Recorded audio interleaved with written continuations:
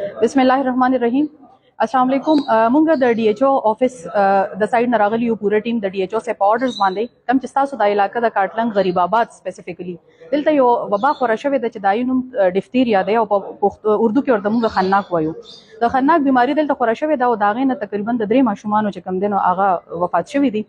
مونږ راغلی مونږ پای باندې اکټیویټي وکړه، مونږ کور په کور باندې وګرځېدو، هلته مونږ د ټولو ماشومانو ایگزامینیشن کړی دی، مونږ ټول چیک اپ کړی دی، په هر کور کې مونږ په دې باندې اویرنس سیشن کمیونټي کې ورکړی دی. خو لږ شانتې د ډفتیریا باندې راځو چې دا بیماري د څه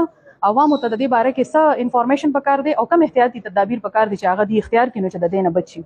ډفتیریا بیماری چې کومه ده نو دا یو خطرناکه بیماری ده خو لا علاج نه ده چې مونږ احتیاط وکړو نو مونږ ته بچ کیدی شو. هغه دغه د دې چې دا جراثیم ډېر په تیزی باندې د یو ماشوم نه بل ماشوم ته خوريږي کم چې د دې بکټیریا ده او علاماتو کې د دې داسې دي چې د ماشوم ته ډېر زیات تبه تیزه تبه هغې سره پوزه بهیږي، مرۍ کې سویلنګ راځي، د مرۍ کې پړسوب ښکاري او ورسره د سترګو نوښ کې بهیږي او یا د بدن نوره کمزوري او دغه ورسره رپورټ کیږي.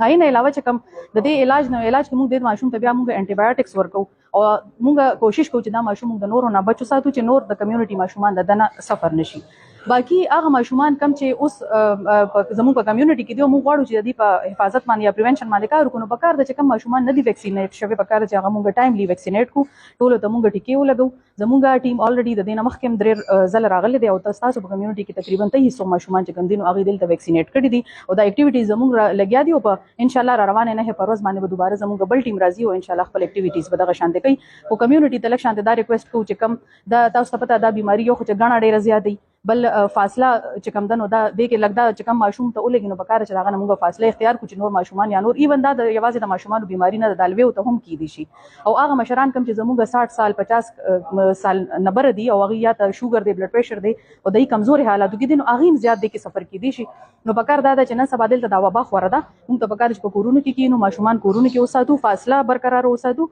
او خپل حفاظتي تدابیرو کې د ټول نه مخکې صفایي راځي چې لاس وینځو، لاس وینځلو خیال ډېر زیات وساتو، خپل صفایي او ورسره ښه ډایټ اخیستل چې کوم دی نو دا زموږ په پرایورټي باندې